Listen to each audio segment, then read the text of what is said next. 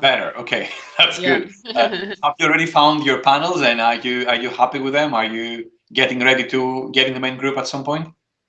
um, yeah, we're about to having some specs, some more Good. precising for the moment. Okay. So say about 5 more minutes or something. Is it okay? Yeah, I think so. Yeah. Okay then.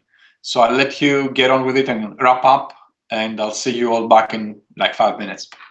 Thanks. Thank you.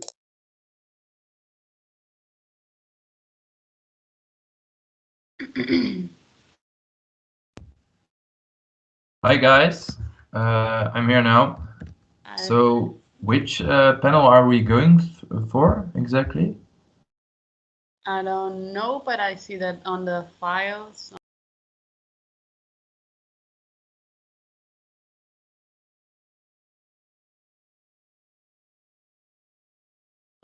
Okay, because I can't access the file. Ah, okay. But LG solar. Alright. I don't know. We'll find it.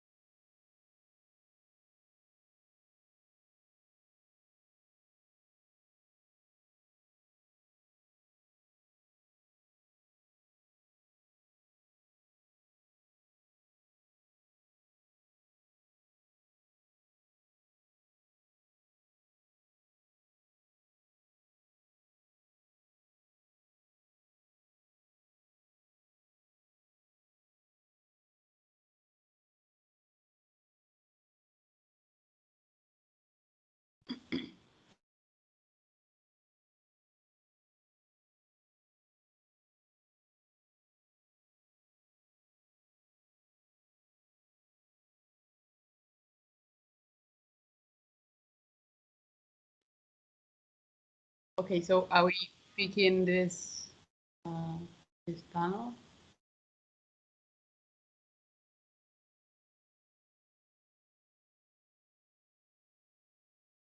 Hold on, let me look at the one Maria sent. Nice. This is everything. So, do we have the price of this also, Maria?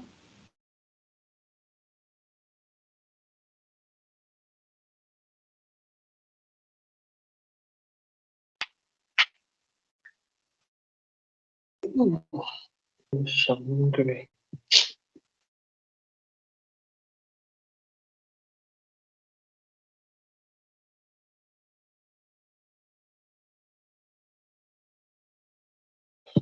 But I guess it's gonna take long. I found a panel on Alibaba and it says a price per watt. 74 dollar cents per watt for that particular panel. Send the link. For the one Maria sent. Of one Joe. It's in the chat now.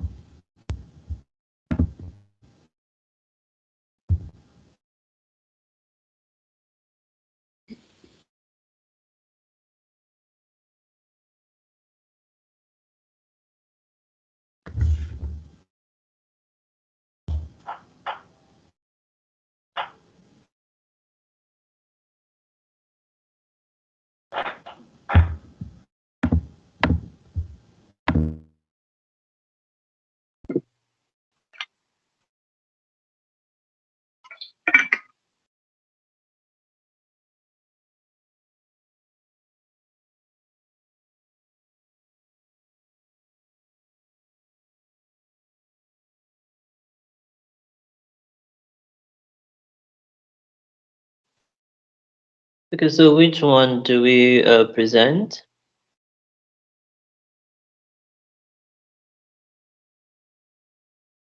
I guess the one that we have more info.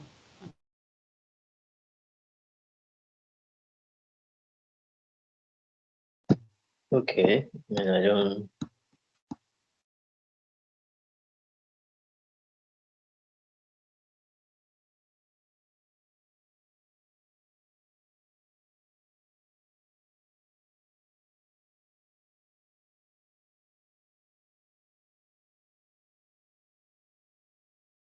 Which one is mine?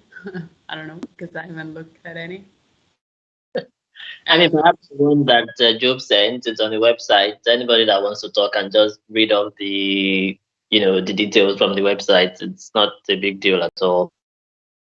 Which one, sorry?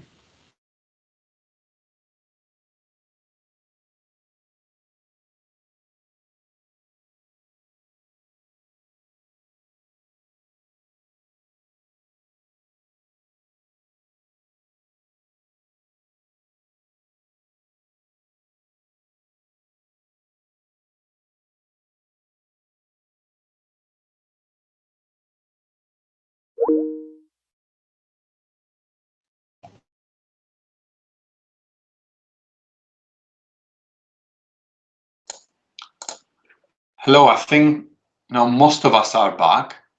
Hopefully the rest will be just coming back in the next seconds. So we've had 5 groups and hopefully 5 fantastic panels. So who wants to go first to talk to us about what you guys found?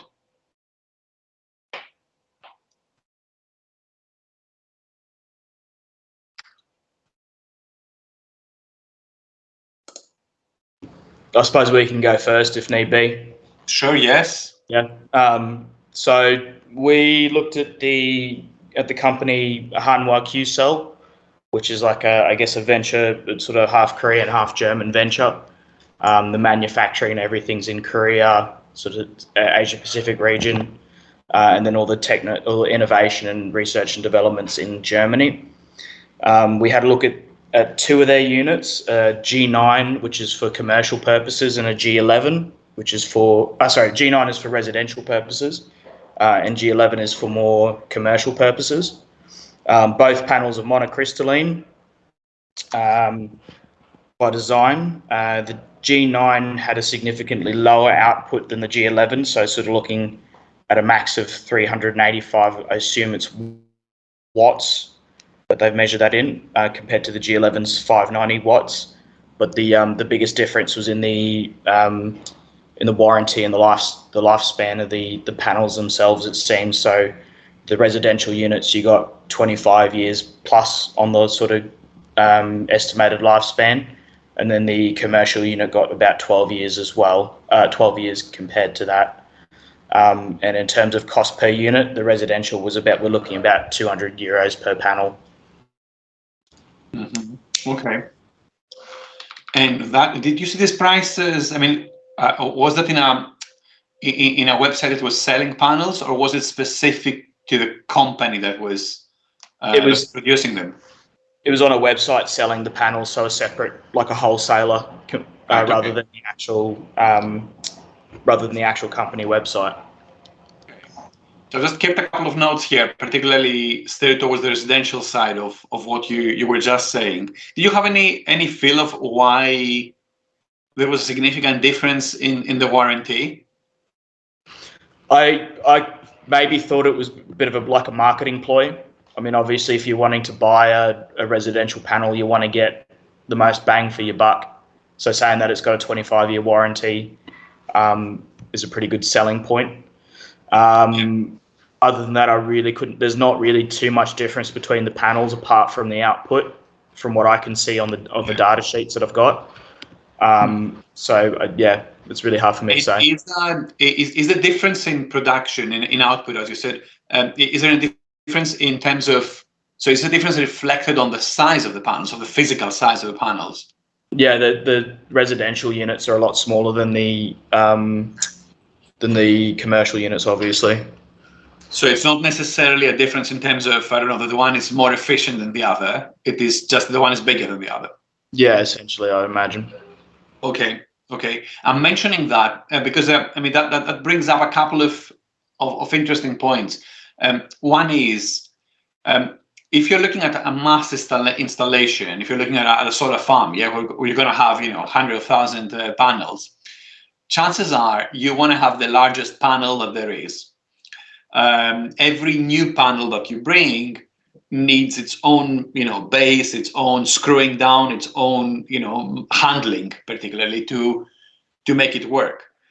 So if you have large panels, you stand a chance to potentially have a smaller number of them for the same kind of productivity. So there's a clear benefit there for large scale installations. Whereas if you're talking about a roof, a house roof, chances are you don't necessarily want huge panels, because they're difficult to handle. You're not going to bring a crane to put your panels on your roof. Yeah, you bring two guys who are just going to climb your roof with a bit of scaffolding, and they're going to be helping each other, to lift the panels up. So there's a lot less in terms of infrastructure to help them do that.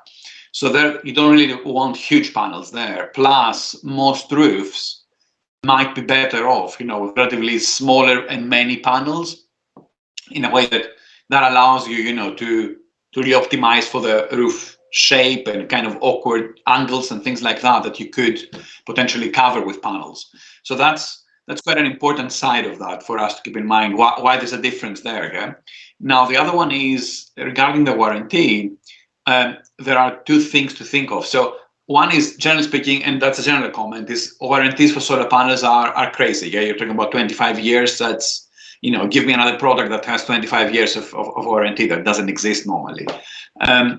It's quite important to notice the difference now between the panels that are, the commercial use panels and the residential panels, and why warranty on the residential panels is actually higher. That reflects the needs of that market. So as a residential user, chances are you're not in for an adventure. You're in to put the panels up there in your house and forget about them. You don't want to deal with them ever again. So a good warranty there is a very significant selling point. Whereas if you're having, say, a solar farm, it's not to say that you're in for an adventure. You want to have fun with your panels, breaking down every day. But a warranty is not so significant because you will have a maintenance team coming in, and you will have electrical engineers dealing with your panels. You will have all of that. If you have, hundreds of thousands of panels spread in an area, there's little chance you expect that to run problem-free, throughout the time. But you have your maintenance team to be able to handle any issues.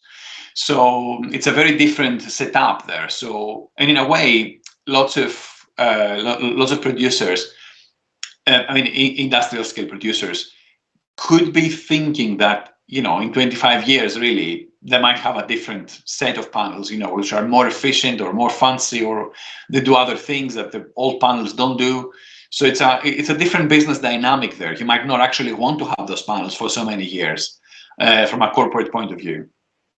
So that's just my couple of comments, both for panel size and for panel warranty. One more that I forgot for panel warranty is that larger panels are more expensive to warranty.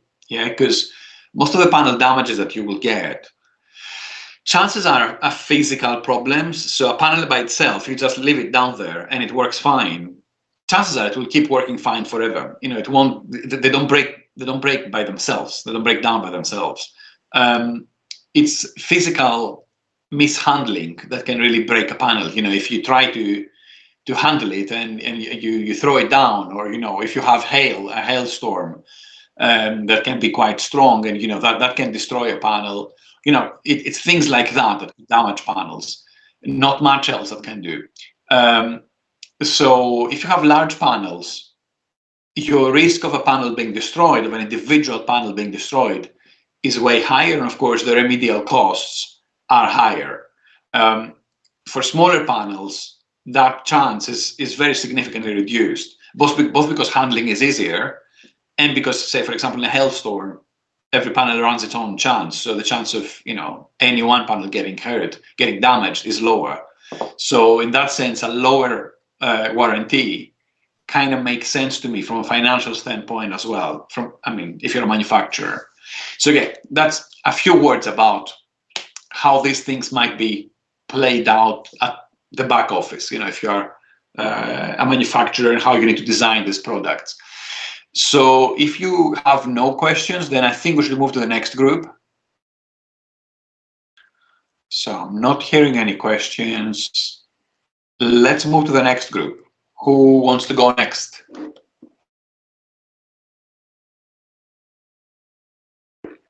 Okay, maybe we can go. Please go ahead. The solar panel that call. We cannot hear you very well. At least I cannot hear you very well. Can you maybe shout a little bit more in your microphone or something like that? Okay. That's a lot better. A lot better. All right, so we found this panel on a website called EcoDirect. It's called LG400Q1C. It's made by LG Solar, and it's a residential panel with a capacity of 400 watts and 60 cells.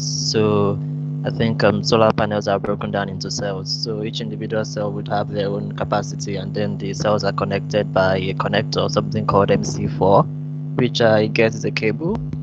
And the dimension is in inches, 68.5 by 41 by 1.57. The cost is $479 with a maximum voltage of 37.2, and the maximum current is 10.76. There is a warranty of 25 years, and it says here that the maximum system voltage is DC 1000 volts. I don't quite understand that. I was thinking that the maximum system voltage would be maybe 37.2 times 60 cells. Maybe you can throw a little bit of light on what the maximum system voltage means. I mean, it's electrical, maybe not required for this course anyway. So yeah, so it promises to be like a powerful residential solar panel with the monocrystalline PV module as well.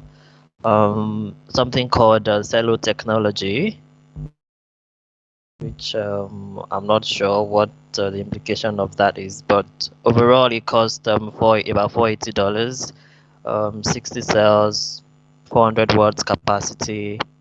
The frame made with black anodized aluminum, and it's. So did you say? Sorry to interrupt you. Did you say 400 watts? Yes, 400 watts. And what was the cost you said? $480, about $480. Okay. Makes sense. Yeah. So yeah, that's it. I don't know. Sounds good to me. So thank you very much for that. What I'm just posting here a couple of the figures you just mentioned in the chat. So similar stuff here. So that's a monocrystalline. What is the company name? I totally missed the company's name in the beginning. LG. LG. Yeah. Yeah. I was mentioning that, I think, to the previous team as well when I visited their group earlier on, that nowadays you don't always find monocrystalline panels sold by Chinese manufacturers so much, but much more about manufacturers which are non-Chinese. So the previous guys were talking about a Korean-German venture. Your company is Korean. Again, so it is quite important to say that most of the Chinese manufacturers, which represent the vast majority of solar panels sold in the world, have gone for polycrystalline panels. It's not exclusive, but that's an observational fact. Now, it's interesting what you see here, which is really that you get 400 watts of these panels at a price of something like $480. It's kind of a joke. I mean, price-wise, these are so cheap, and the ones that the previous colleagues found were equally, very, very low priced. I mean, this is essentially, you're looking, if you think of it in terms of euros, your conversion would be something like 360. Am I right to say that? Euros, I don't know what it's about that. Yeah, I'm not being very accurate here. And so if you imagine, you're looking for about 1,000 watts, you could be getting, to 1,000 watts with something like 700 euros, which is so much lower than it has been in the past. And these prices, I can tell you, these are not for very cheap panels. Monocrystalline panels, don't come with a reputation of the cheapest possible. So quite some interesting observations as we go. Again, I'm noting very long-term warranties. So yeah, that's very useful. So thank you. And if nobody has any questions, then let's move to the next group, please. I think we can go. Please, can you hear yes. me? Can you hear me pretty well? Because I think there are some noises, but if you can hear, I'll go. Okay. So I'll do a brief introduction about the company we choose. The company is an Italian company. Its name is Futurasan. It was founded in 2008 in Padua, so in the Veneto region. Can I say, because at least for me, your sound is not very good. If somebody from your team can maybe write a few things in the chat, that would be really helpful. A few of the key specs, because the sound is not particularly clear. Yeah, I know. Sorry, I will write something about the company, and I think that okay. Thank you so much. About the module and about thank you so much. One we choose. Sorry. I researched the rest about the panel. So we've got it's about 1800 by 1000 by 35 millimeters. It weighs nearly 20 kg. And its nominal output is 380 watts. Its high module efficiency, so it's got a high module efficiency of up to 20%, but it loses its max power efficiency by 0.5% each year. So in its 20th year of operation, it would be operating at 90% max power. It's only got a 15-year warranty, which is obviously was significantly less than what other people have been saying. And it operates in temperatures between minus 40 degrees and 90 degrees. I wasn't really sure of the price. I couldn't really find it. I think ours is quite a new one. I'm not actually sure if it's out yet. So it's a 2021 model. I mean, I found a previous model which was 147 euros. So, I mean, I'm not sure if that's close to what it would be. I don't know. Oh, hello. Sorry, I wasn't mute. Sorry, it was me. So you're saying 147 euros for a panel which, so it's the Futurasan, okay, which is an Italian company. Okay, I see. Yeah. Manufactured in China. Yeah. There are very few panels nowadays manufactured anywhere else. Yeah. Even if they come with a brand which is European or anything else, chances are manufacturing isn't taking place in Europe. Yeah, it's very rare. We also found like South Korea and Canada were also big producers. I don't know. It's true. So that was 147, and you said for how many watts was that panel? So this wasn't like the specific price for this one. I couldn't actually find the price of this one, but this was like of a recent model. So I mean, I've just written it down. I see. Okay. No, that's interesting. Okay. And is this company new in Italy, or have they been going around for a while? I'm not actually sure. Okay. Because we kind of split it into. Sure. I understand. Okay. Okay. No, it's fine. I mean, you cannot know all those things. Okay. 2010. Okay. I know if you can hear me. It's operating since 2010. Okay. No, that's useful. Okay. Brilliant. Thank you very much for stepping in to tell us about your panels. That's very nice. So let's move to the next group.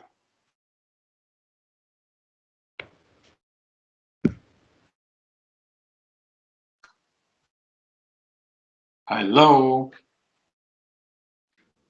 Yeah, so I think we're the last ones. We chose Panasonic.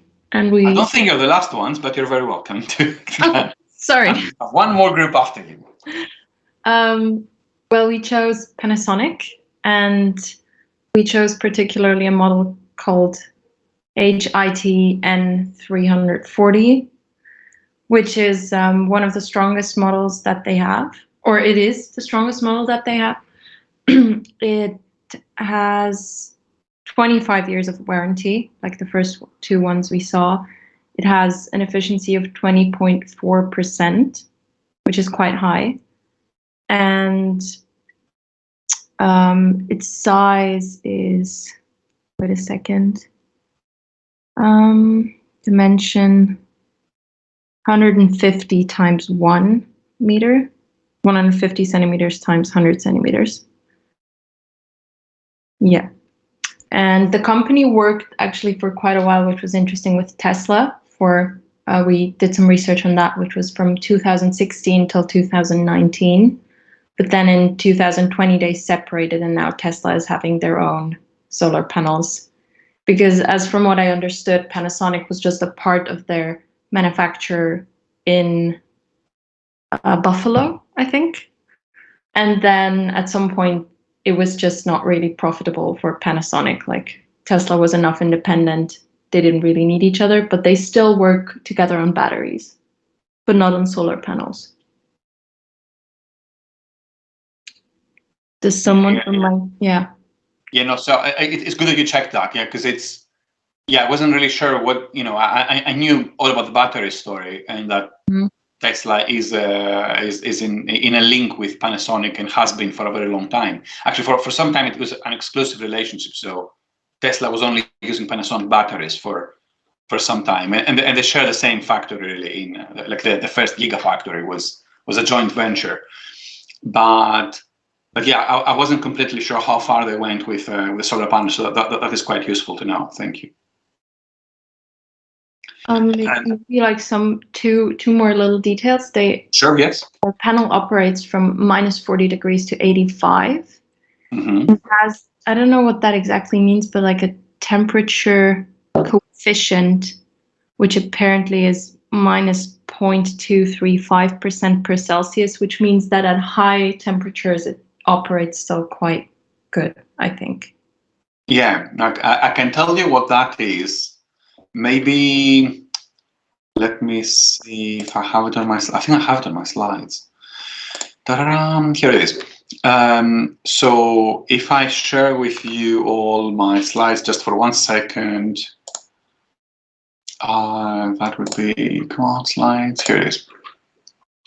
So it's this thing, do you remember that slide I was showing you earlier?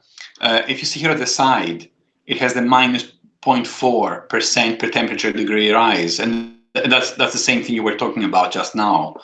So essentially that tells you how much does the panel's efficiency drops per temperature degree of temperature.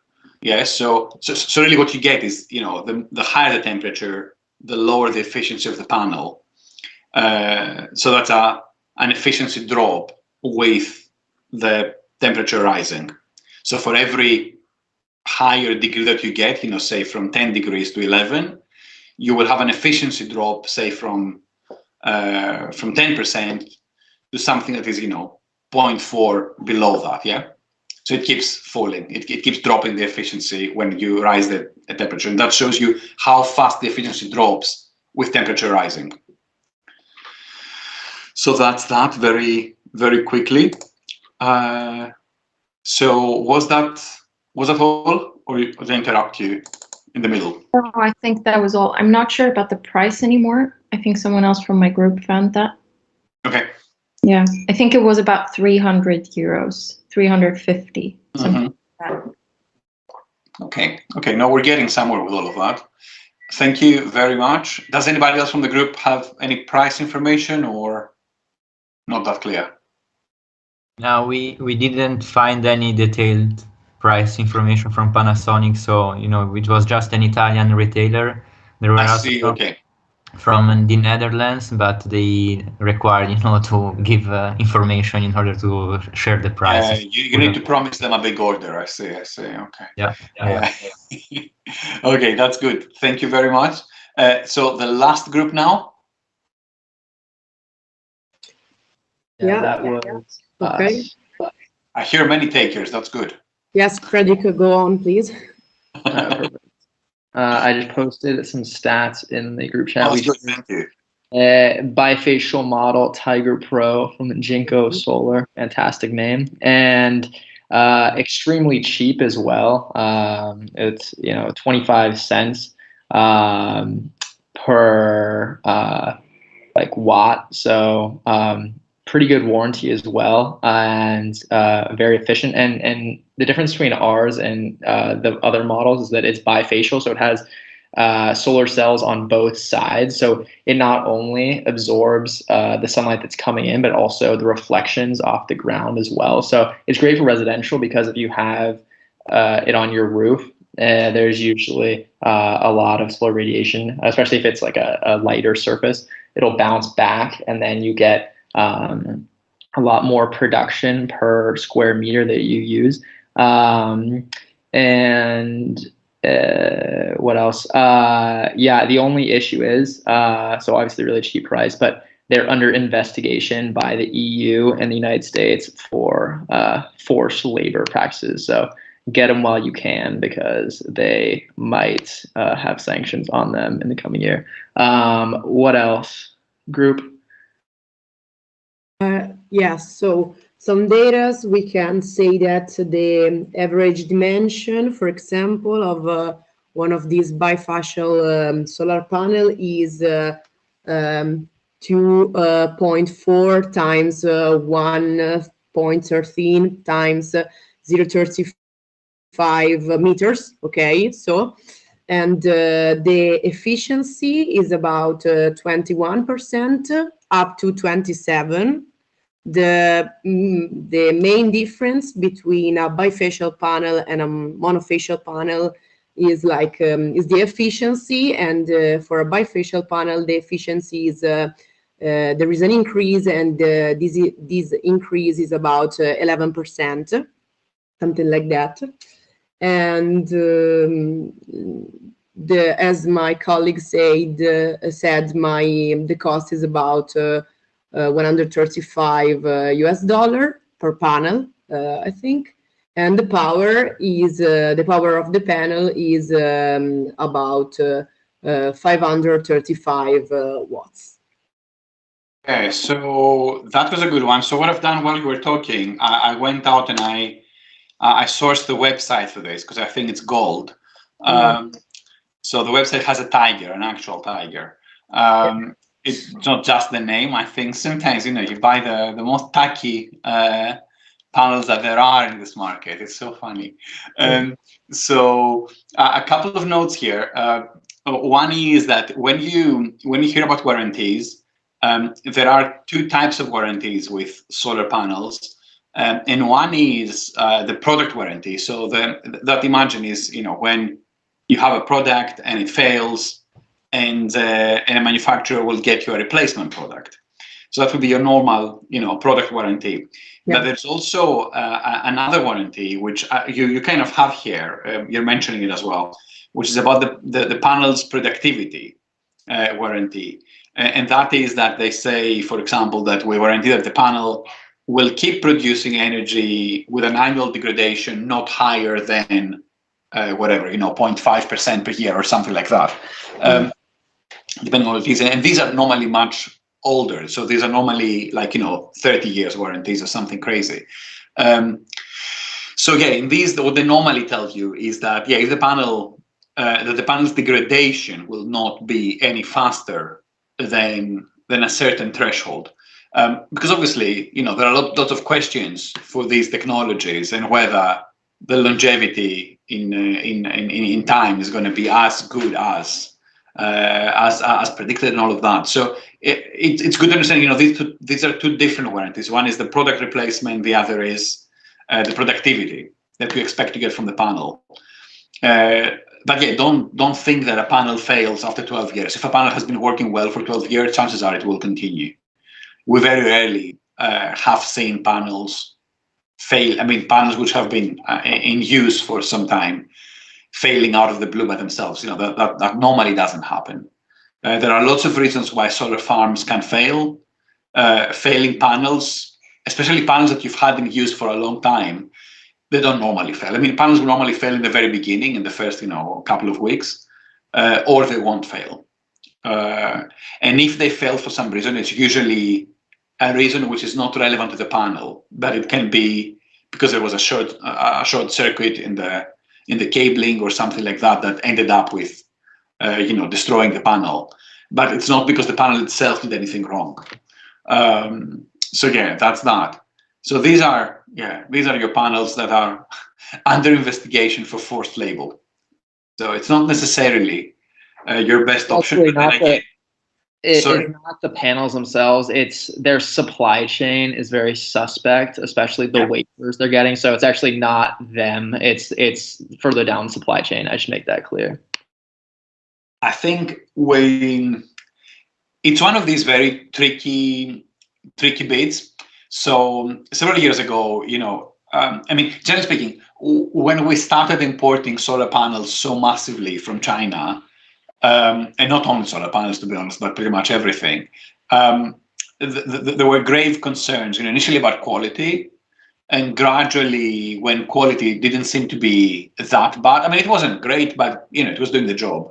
It was good enough for manufacturing and any applications we wanted them for. So after the quality debates, it was always a question of other issues, relevant to production in China in terms of what kind of emissions are being produced there, what kind of environmental standards are being used for any manufacturing, including for solar panels.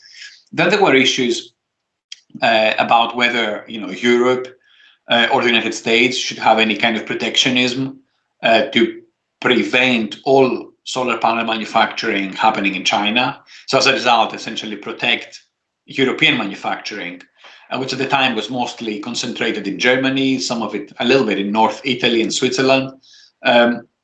So the idea was, could we be putting tariffs on Chinese panels to avoid them, competing and outcompeting so badly European panels?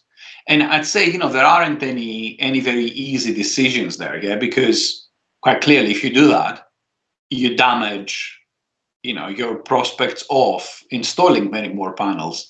So the reason why solar energy has become so popular isn't because suddenly everybody became environmentally conscious. It is because solar panels have seen their price, collapsing. That has been the real driver. So then to impose tariffs on these prices, it isn't necessarily, as straightforward and as easy, because you damage your renewable energy growth. So it's a tricky situation, and I think we're back to it again now with, of course, accusations of forced labor, and of course there are grave concerns for certain parts of China enabling forced labor. To the extent of that or anything like that, I don't think we will ever be able to investigate to a good degree and a verifiable degree. But I think lots of policymakers around, are a bit reluctant to make any significant moves or any threatening moves to China, because simply they know that there is no alternative for the price right now. It's a tricky place to be. Like I said, it's not a particularly straightforward thing for regulators to say, yeah, let's ban these products from China, because they don't really have an alternative solution. So okay, that's where we are with that. Thank you all for getting back in the main channel and presenting your panels. A couple of more things to notice is that, as you see now, large commercial panels are well into the 500 watts. So they start being actually big. But smaller panels for residential applications or whatever else do exist. Prices again are really dirt cheap. If you're looking in China, they're really dirt cheap. So you're having essentially 25 euro cents per watt. Previously, the panels the rest of the teams we're talking about from Korean and German manufacturers or others, and Korean manufacturers alone, prices there were significantly higher than that. Yeah, I don't know if you noticed. Sometimes, when you change units, it's not easy to follow. But most of you had prices which were probably at about €1 per watt, something like that. Those were the prices you were coming back with, or maybe a little bit below, 0.5 to €1 per watt. Whereas the Chinese panels that we just heard about, they're 25 cents, so they're about half that at least. So there are price discrepancies in this market, and in the first instance, you're not getting lower efficiency or anything like that. You're getting an equally good panel. Longevity and all of that is a different discussion, and one that we might or might not find about. But that's where some market differentials are. But I have no doubt that these price differences are really what drives mass production in China and what makes demand for their panels so high. So that's where we are with that. Should we have a quick break and then come back to continue with the rest of the class? Should we go for, say, what time is it now? Shall we go for your 2 o'clock? Okay. Yeah. So your 2 o'clock, we're all back. See you in a few minutes. Okay. Bye. Thanks.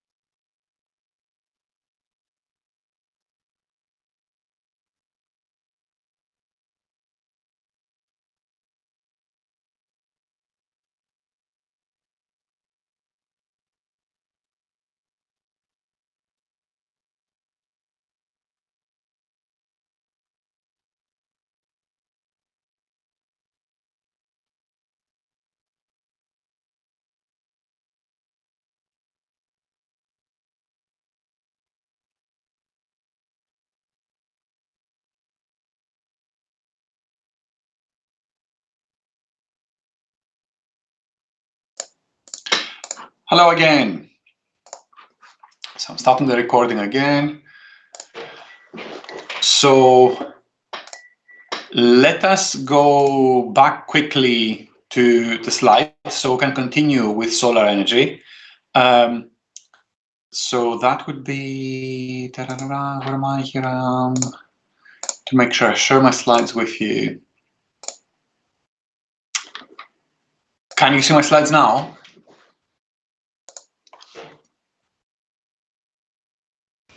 Yes. Yes, good, okay. So what I've got here for you is, so we left it here with the previous exercise, and I'm going here to talk to you a little bit about PV costs. And that's not really to be specific, because a lot of these statistics are gathered from, they're not it's not an exact science when we're talking about costs. But it's important to get an understanding of the magnitude of difference and how things have moved on. So in the last decade or so, we've been seeing a rapid decline in solar panel costs. And that has been mainly driven by mass manufacturing, so more efficient, more capable manufacturing. So you see here in these two essentially it's two graphs in one. The bars will show you the global production of solar panels in gigawatts, and the one, and the line will show you the price reduction as we went on. And as you can see, that has been pretty significant. It was significant already in the years that were before 2010. So it's just a last decade graph here, but we had a price drop even before that. Now, if you were to look specifically, if you were to chase projects specifically, on a project by project basis, you will see, even lower prices and records being broken literally every new large-scale project that we hear of typically will come at a lower price than a previous one. So with every year, chances are that you will see a lower price. I have to say, as you're looking into the future, like present and future of solar, it's good to keep in mind that these price reductions might not be very possible in the near future, at least. So one thing to focus on is that, I'm sure you would be aware that there are currently significant supply chain issues around the world, and that's in pretty much every supply chain.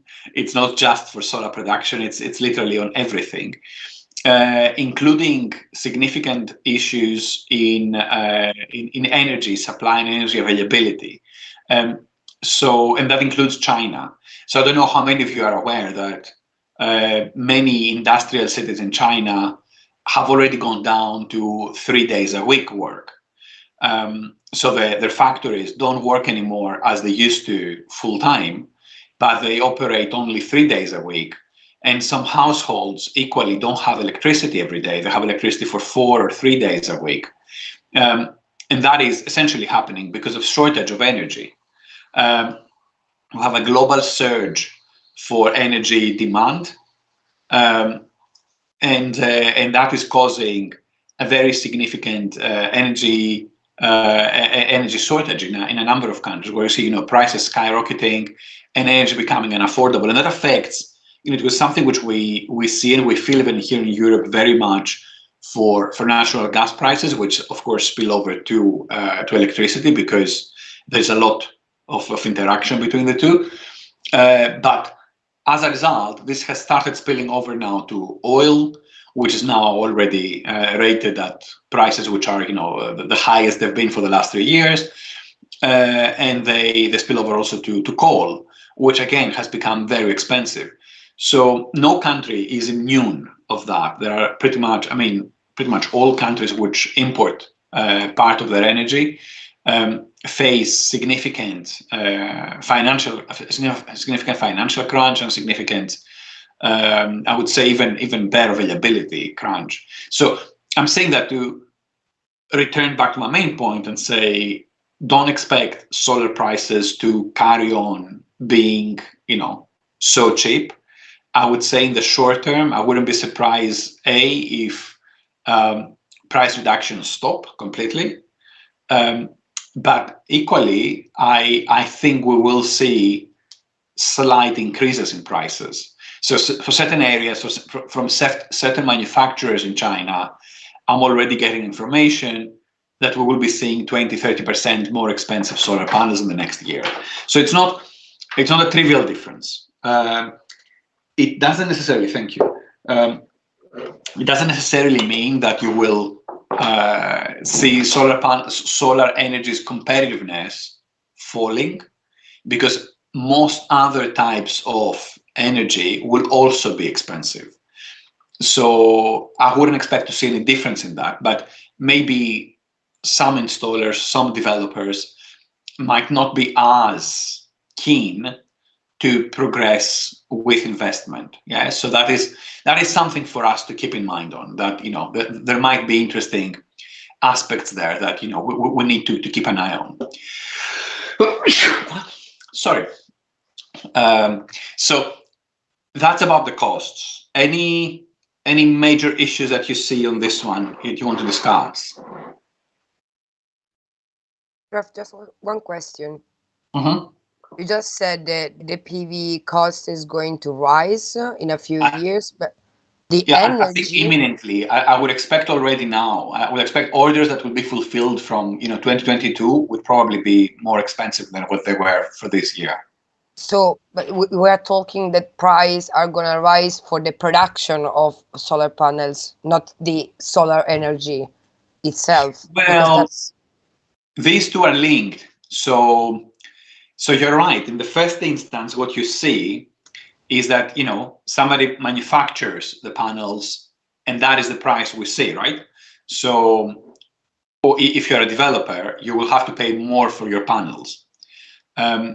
So then that means that if you're looking to come to an agreement with a PPA, so which is an essential contract where you will have a long-term arrangement. So in this case, you will need to sort out a higher price because you've paid a higher investment cost initially. So we will see some costs rising there. I don't think these costs are going to be enormous. And I don't think they're going to be any different than in other industries. So the competitiveness of solar, I think, will stay. The real question was, if I, let's say I already have solar panel, I sell energy, okay? And I already have solar panels, so I don't need to buy them because I already have it.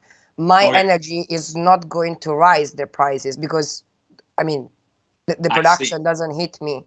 Right. I see what you mean. So, or still for how do you say that, for competitiveness between firms, then I need to rise my prices as well. That's my point. Correct. So let me get to that then. So it's a good point. So there are two things to consider there. If your price is fixed, which is very likely, a lot of the solar power stations essentially have fixed prices for a decade to go. So for them, the price is fixed. There's no change whatsoever anyway. Now, if your solar farm is trading in the spot market, which is a volatile price, then you're probably selling at higher prices already. And this doesn't have a lot to do with how much anybody pays for the solar installation, but it has everything to do with the fact that electricity production generally in every country has grown significantly. So the cost has gone up. So it means that none of your competitors can sell very cheap anymore. So you have every reason to raise your prices if you can. Okay, thank you. Yeah. So electricity prices right now in Europe are at least 3 times higher than what they've been historically. So if you sell with solar, depending on the contract you have, obviously, and you're on the spot price, you could be charging a lot more than what you were charging a year ago. Okay, but then we are talking about marketing. It's not really cost that the suppliers needs to afford. Correct. It's Exactly. just marketing, right? Yeah. Yeah, exactly. It's your capacity to trade. It's I wouldn't use the word marketing because that's a different thing. Because marketing is about your capability to advertise. But yeah, it's market trading. Yeah. Any other questions, issues from what you've seen so far? No, good. Okay, then let's move on. I have a couple of figures here, but I don't want to focus too much on them because partly some of them I don't feel particularly confident that they're up to date completely. So I will not necessarily want you to focus too much on this slide. I'll talk to you more about it at some point later today. So and the main aspect from here is to keep in mind that solar cell cost is one thing. So, you have a panel and that has a cost. There are other costs which are about transporting the solar panels to the area you want to produce the energy.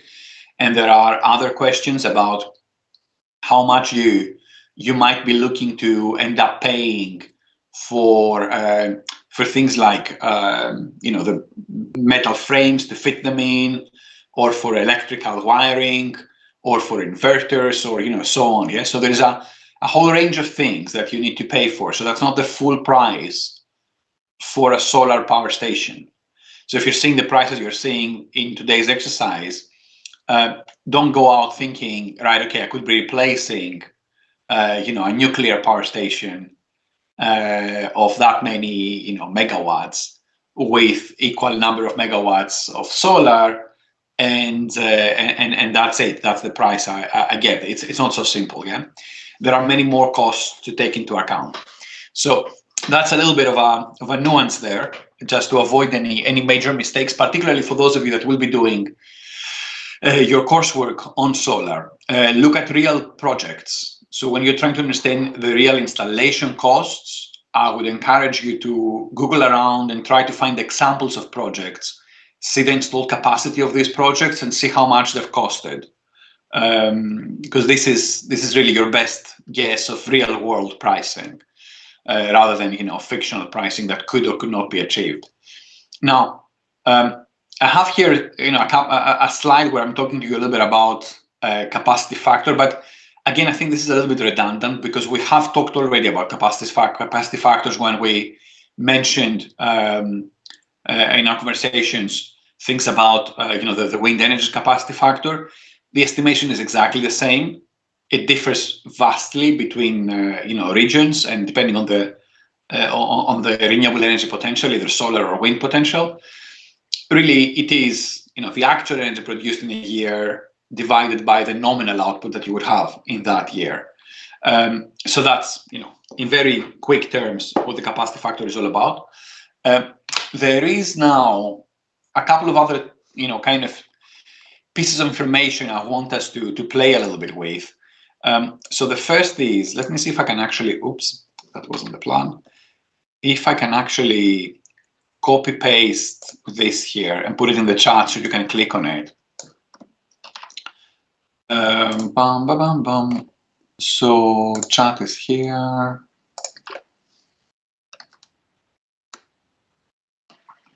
Oops, I'm sorry that this looks like that. I didn't realize. So can you, does it work for you, that link? Is it workable? Yes. Yeah, okay, good. So what I want you to do is maybe, go there. I'm not going to be broadcasting it. I want you to go, because I think the quality of the picture will be a lot better if you have it on your own screens than if it's me doing it. So what this has is only really for information, and it's not that I expect you to know what what is going in here. But what is important here and what I want you to see is really how the efficiencies of solar panels look like. So you've seen already when you were looking at commercial panels, efficiencies were not much higher than 20%. That was more or less what you were finding. And really here you can see a lot more detail about what kind of panels are available and how how good or how bad their capability to deliver efficiency it really is. Yeah. So most of the panels we have in installations right now are in the areas, if I were to mention in terms of colors. So most of the factors we see now would be things that you see with blue color, particularly. So the blue colors and a little bit of the green colors. Yeah. So a lot of the concentrated area between, say, maximum of 27.6% efficiency and all the way down to, around the 20s, 22, thereabouts. So these are the types of actual, these aren't, how to say, these aren't fictional panels. These are real panels from real research teams. Some of them are high-end research, so they're not commercially available. So you can see all the purple stuff that you see here. You wouldn't be able to go in a shop and buy it. But obviously, there are many other, options below that which are commercially available. So that's one angle for us to keep in mind. The one which we're seeing quite as a crazy development area in the solar panel area, a region overall, is what you see. Where is it? So you see the efficiency that says 29.5. So this is the perovskite panels, which are seen as the most promising for energy efficiency improvements without an insane price. So we expect that that the silicon perovskite tandems, these are the ones which could hopefully be produced at a high level, with significant manufacturing capacities, and could potentially, show the next level of substantial efficiency changes. So we're not there yet. They're not, significantly commercially available. You won't see them churned out of any factory at any significant rate. But that is the technology to look at from what we understand so far. Other ones might pop up, but we'll see how it goes. I don't want you to spend too much time on this. I'm only showing it to you just as a point of reference. If at any point you wonder, what's happening in R&D in solar panels, that's what's happening. So unless you have any very, burning questions on this one, I would rather we move on. Any questions? Anything that you have to ask now? No? Okay. So let's drop this one then. And let me take you to the next step, which is, again, another website, which I absolutely think you should be familiar with, especially for those of you that have an interest in solar energy. Let me post it in the chat. Okay, so here you go. Did you see it? Yeah. Okay, so I as well, I want you to visit there by yourselves, so we can all take a quick look there and see what that is. So what this does is a JRC website. JRC is the European Commission's Joint Research Center. That's what it means. Essentially, what that is the European Commission's research agency. So they have a branch that does mainly research work, and you can see really their work, in all sorts of areas. Energy is a major kind of domain that they produce a lot of stuff. What you can see here is productivity that you would expect from certain solar panels in particular locations anywhere in the world. And you can, almost kind of say design a little bit of your installation and get quite a good understanding of what you would expect in terms of energy output and so on. So for those of you that are working on solar energy, I think you could be doing something quite significant with this, yeah. But not only. I mean, I'm keen for all of you to have a feel for what this website can do for you. So let me start by saying, so there are multiple options, yeah. So if you could in theory start by zooming in particular areas. So you need to zoom quite a lot. I don't know. Can you find Rimini? Shouldn't be particularly hard. I think you can even write it down there. So if you see on the map at the lower right part of the lower left part of the map, there's a little window there that you can actually write the place you're looking for. So if you write the Rimini, for example, or write whatever you like. I'm just writing Rimini now for the sake of it. And then you could, based on that, start looking to understand, what kind of solar panels you could be installing there. So you have a solar radiation database, and you can keep SARA for that. SARA is the name of the database.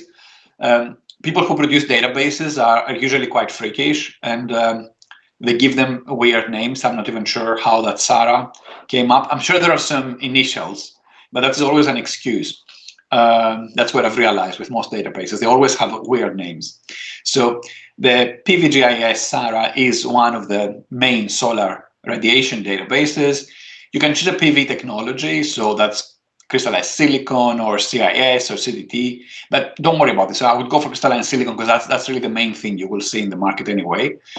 And then installed peak power, so how many kilowatts of an installation you want. Now, for example, that you had panels previously who were about 300 watts, for example. So if you were to install, say, for example, 3 kilowatts, that could be 10 of those panels. Then you have adjustable system loss. Leave it at 14%. I think it's quite high, but leave it at 14%. It's fine. Then you have mounting position, which can be freestanding or integrated on a building. So freestanding essentially means that you put it on the ground, but on a base, on a specific shaped base. Or building integrated is on rooftops. I would say freestanding because what we're looking for right now is for grid connected systems. So not for a household system, but rather for a solar power plant. Then you have the slope, so how inclined you want it to be, vertical to the azimuth. So I would say choose optimized slope, because that allows you immediately allows the system, the software, to adjust for the location you're at. Then you have the azimuth, which is the relation to the North Pole. And again, I normally tend to optimize both for slope and azimuth because, for what we're doing right now, it's just a little exercise. And you can visualize the results. Yeah. So if you click, Prof, I don't know why, but doesn't let me choose any option. If I try to change the options, it says to me I'm not allowed. So I can see only the option that are already there. Okay. I don't know why. I think you have to choose a country first, like a place on the map. Choose a place. Yeah, that's important. I found Rimini in the map. Did you click on it? No. Yeah. Okay. That was working. Yeah, it should work like that. Because yes. Hopefully, it should. I mean, there are many other reasons why websites fail, but at least for me, it worked like that. Hopefully, it does for you too. So yeah, I picked Rimini, and it makes me miss my visits to Rimini. But anyway, let's see.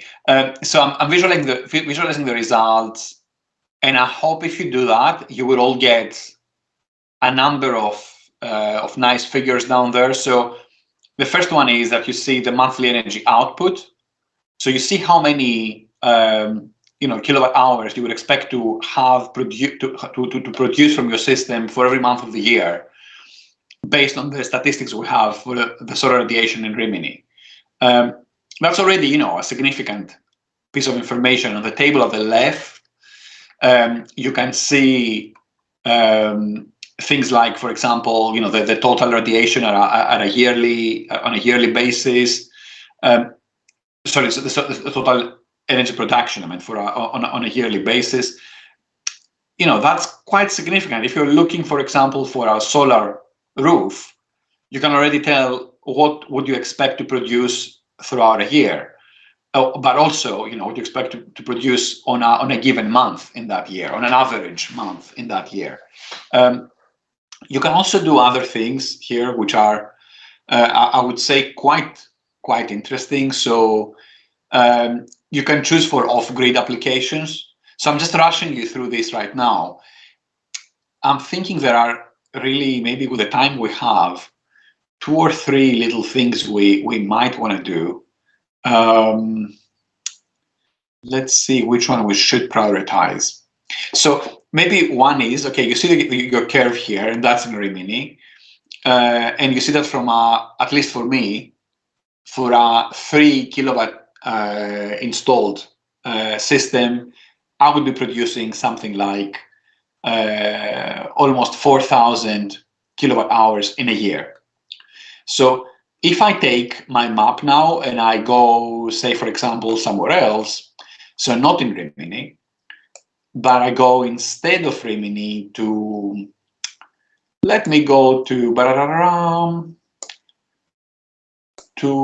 I'll find a more exotic place. I will go to Agadir, Agadir in Morocco. So let me go to Agadir in Morocco. Agadir. So I'm going to Agadir in Morocco, and I'm pressing visualize results. And I want you to see how radically different the results are. Have you managed to do it?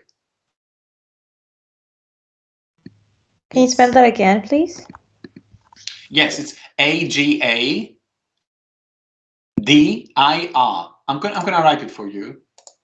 Or maybe, what I could do. Yeah, did you get it? Okay.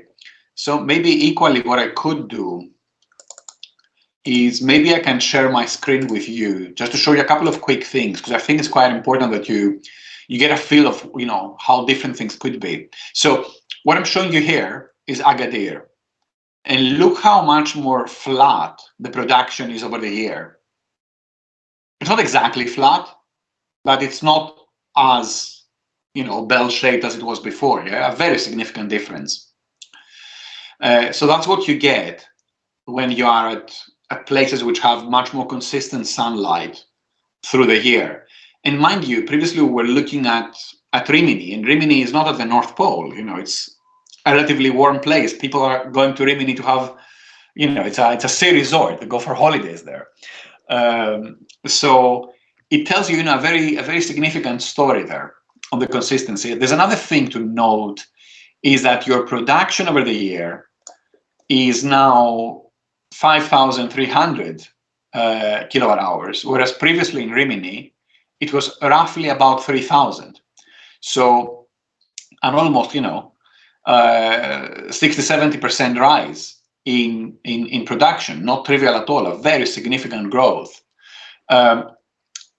Now, if I change again location, and instead this time, say I go to somewhere a bit more north, so I pick up, let's say, and I go to Oslo. So I write Oslo here in the map, and I say go, and here I am, and then I say visualize the results. So for Oslo, my annual production has fallen to 2,700, so quite a significant drop. And if you see now, the production curve is dramatic.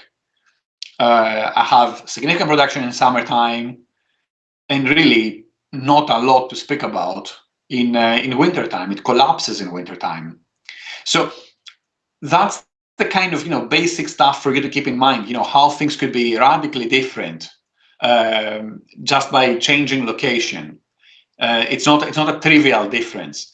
Another one that might be quite interesting for you to keep an eye on is, say, for example, in Oslo, your maximum production in June here is 389 kilowatts.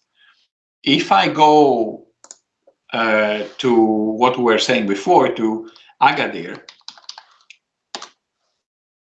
let's see how that looks like. So that was 394, I remind you, yeah, for Agadir. And here it is 498. So if you see, the difference on the best month is not so radical. Yeah, it's like a 20% difference. It's not insanely high. It's not that what you get per month on the good month of the year is not really what drives the annual difference. So the annual difference is like 50-60% improved in Agadir. This is not because the peak performance is higher. This is because you do get very close to the peak performance throughout the year. Whereas in Norway, for example, if I go back to Norway, you have very few of those good months. Yeah, you get good performance in summertime and rubbish performance throughout the rest of the year. Because clearly there is no sunlight for the rest of the year, it's dark. Yeah, so what solar radiation you expect to get? So these are the kind of things that I want you to keep in mind as, as practical issues, as you're going to be looking closer to your own coursework, but also to your general thinking about solar energy and other types of renewable energy. This website, and again, we're not going to have a lot of time to deal with every single detail of what it does, but it does a lot. Also offers you off-grid, for example. So you see here, there is grid connected, there is tracking PV, and there is off-grid PV. So these are essentially three different types of systems. So tracking PV is a technology where essentially the bases that hold the solar panels are designed in a way that they chase the sun. So the panels keep rotating in the same way that the sun moves. So they keep trying to maximize and have the sun for as long as possible perpendicular on the panels. So that's your tracking PV. And again, it has a number of options here where you could be optimizing tracking options and so on and so forth, or whether you want it to be a 2-axis optimization and whatever else. So if you want them to track, both up and down and left and right, it's one way of maximizing production. And there are also off-grid systems, which again is a super important story for what we discussed earlier on in this class. For off-grid applications where you have isolated territories, islands or remote villages or things like that, or even a campus, somewhere where you want supply to be able to be running by itself. So there is no grid anymore. So you want your solar suddenly to be able to supply all of that. Here you can get a feel of what kind of batteries you would need in order to make that work. Yeah. So you see battery capacity here. I'm just going to run, just a random application here, just to show you a little bit of how that looks like. So here you see, power production of your solar panel, and then you can click here and see what is the state of the battery. Yes, so you see how well your battery is charged for what share of the time, and then you see the system performance. But of course, you can change, all the parameters and change all of that. Yeah. But you can optimize that and understand again what kind of cost you would normally expect to get if you were to combine solar and batteries and energy storage in any given setting. So, like I said, there is a lot of detail and a lot of nuance in most of these estimations, but I thought it's really important that you take a look at this tool and that you get a feel of how it works and what kind of things are out there. Needless to say, the tool doesn't come just with my tiny advice. There are downloads, and you can get manuals, and you can get a lot of useful materials that can help you use the most of what you see here. So that's that from me regarding the JRC's tool for solar power production. Do you have any questions at this point, or shall we carry on? Sorry for rushing you through this, but I think it's the best we can do given the time we have. Is that all okay? Good. So then what I'll do is I'll go back to sharing my slides with you. So that would be here. Okay, so moving on now. So we played a little bit on that. I'll ask you to take a look by yourselves a little bit on this software. In the meanwhile, we have a few more minutes, and I want to talk to you about the two other types of solar. I did warn you, didn't I, that most of the class today will be on solar PV, but there are two more other types of solar, and these are solar thermal energy for hot water, and we're going to talk for a couple of minutes on that right now. So you have some, I would say almost, technically more advanced solar thermal applications, like the one you see here. The peculiarity of this one is that the tubes you see here are vacuum tubes.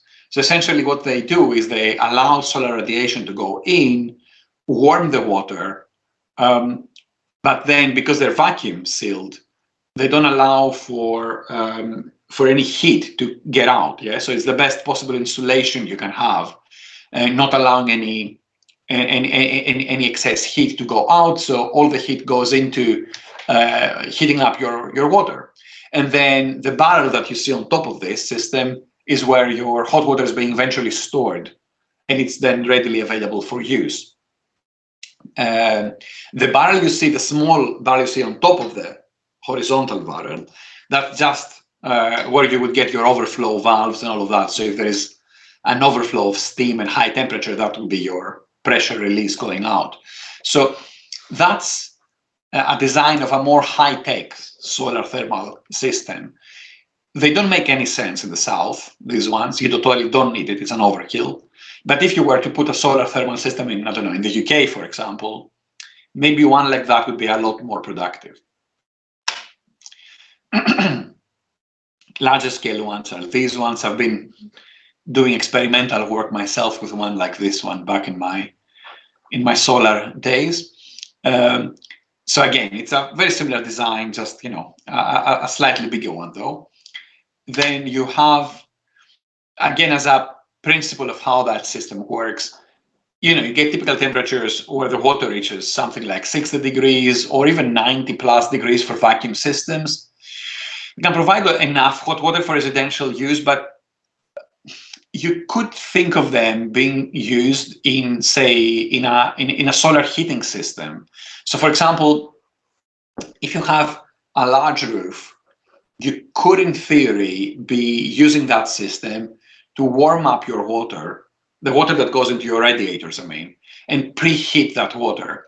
So instead of your normal heating system having to take the water from, say, 15 degrees, that is the tap water, and raise it to something like 70 degrees that you might be running your radiators at, maybe a solar panel like that, maybe a few of those, not just one, can actually raise that temperature to something like, maybe instead of 15 to 30 degrees.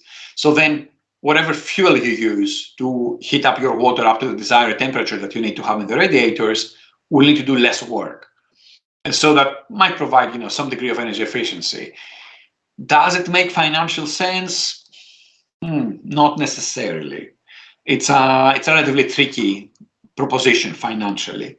I think particularly in the north. Yeah, if you're talking about South European countries, I think there it's probably kind of a no-brainer. You can easily produce enough hot water for many different applications. So what else do I have for you? So exactly, because you might need to dilute your hot water, so you essentially might not be able to have a lot of actually, very hot water. These systems can work a lot better with underfloor heating. So underfloor heating tends to operate with temperatures of like, 25, 30 degrees, whereas radiators, exactly because they have smaller size than the whole floor of a room, require, usually 65, 70 degrees to be effective enough to heat up a room in a cold day. So these systems, which are essentially low heat systems, typically could work better with a low heating application like underfloor heating. So that's that. Then we have, I mean, any questions for what you saw so far? Because I'm going to be moving directly to electricity production systems. So up to here, sorry, up to here, any questions?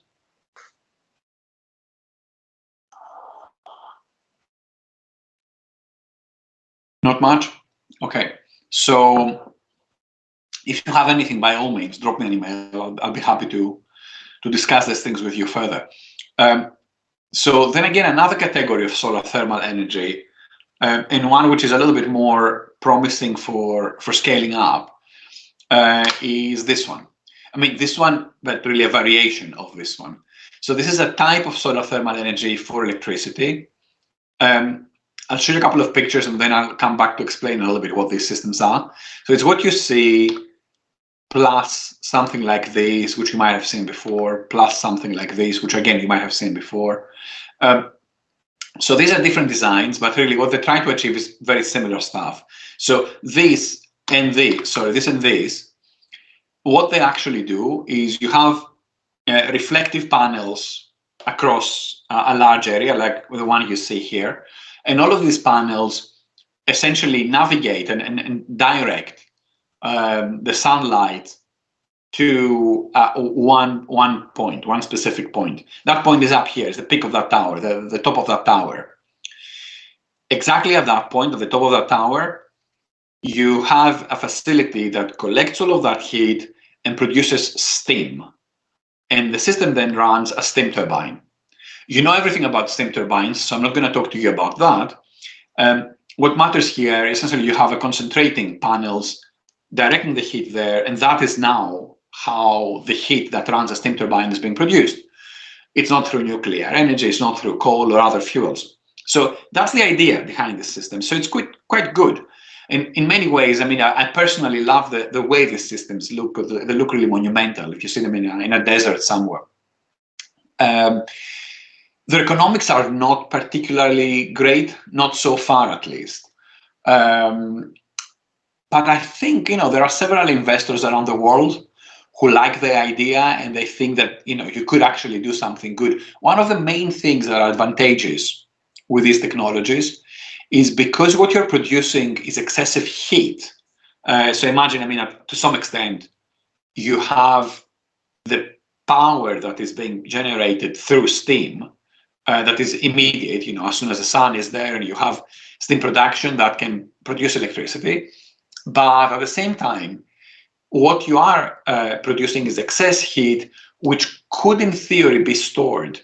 Generally speaking, we have ways of storing high temperature heat.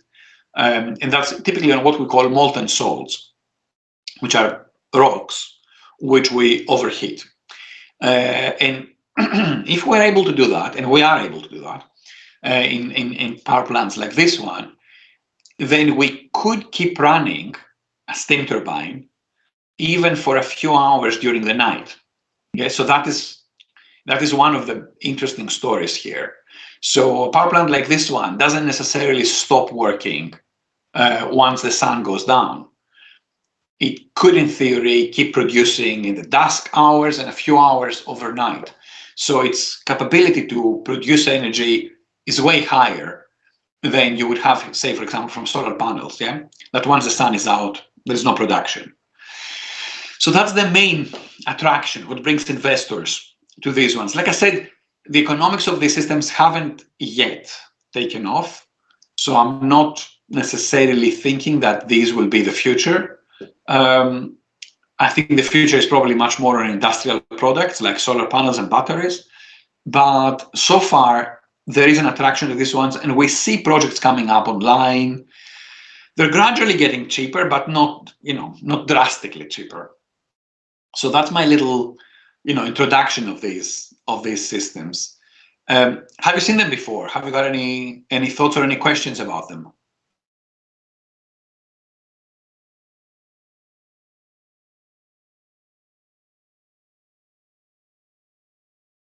No?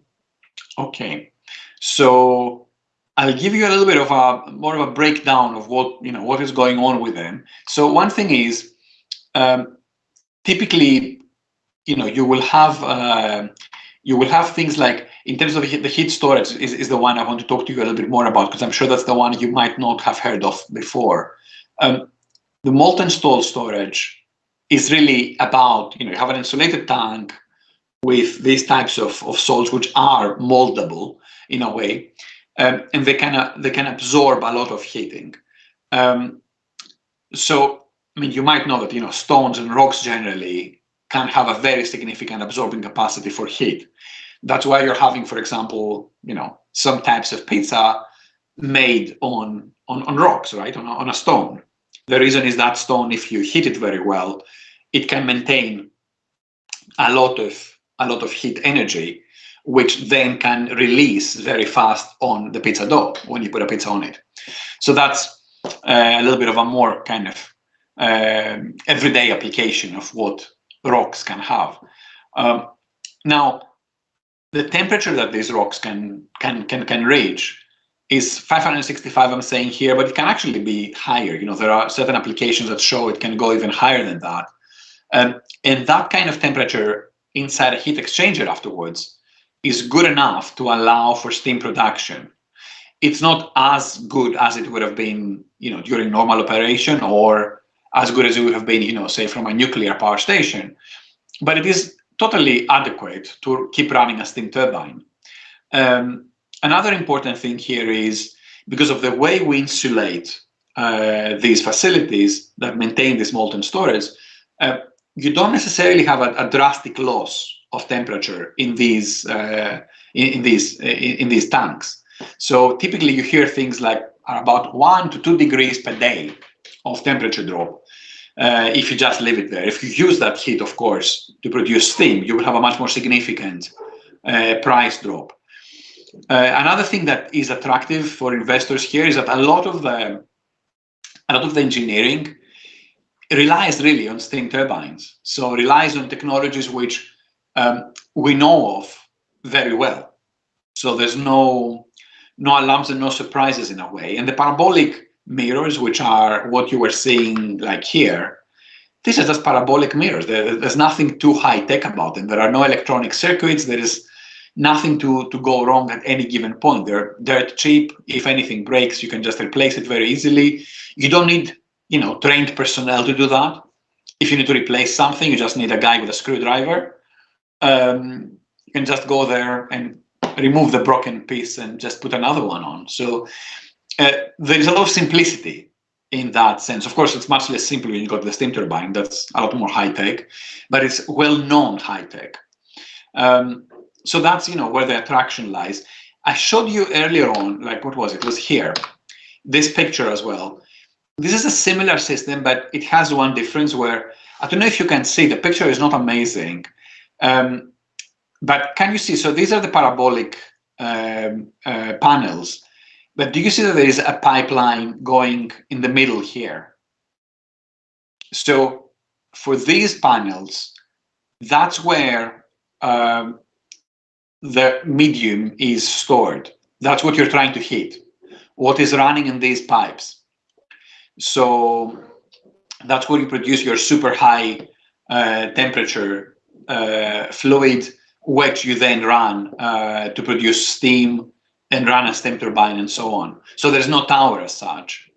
Everything is happening in these areas. So that's the two different designs that we have for these facilities. So what I would say at this point is, will these systems take off? Will we see large installations of those at any given point? We're already seeing a few installations, a few in the States, a few in Morocco, a few in Spain. The proliferation that people were expecting to see hasn't happened so far. But I think the main reason is that other renewable energy technologies are competing, a lot faster. So their prices have been collapsing a lot faster. I think there will be a point that unless we manage to solve energy storage issues with hydrogen, I mean, I'm talking large-scale energy storage, not small. I'm talking about seasonal storage, for example. We might see some place for a larger scope for such systems, particularly in countries that have good quality solar energy. You wouldn't expect these systems to run anywhere in Northern Europe. That wouldn't be a feasible approach. But I think in certain parts of the world, you could probably see the systems becoming profitable. So that's that for these technologies. I thought before we drop this one, it's important for me to mention I received one more email from somebody talking about geothermal energy. So I will be trying to cover a little bit more on geothermal energy in the next class, which is our final one, and a little bit more about energy storage overall. Obviously, there is a lot to talk about on these systems, so I will not manage to go into every detail.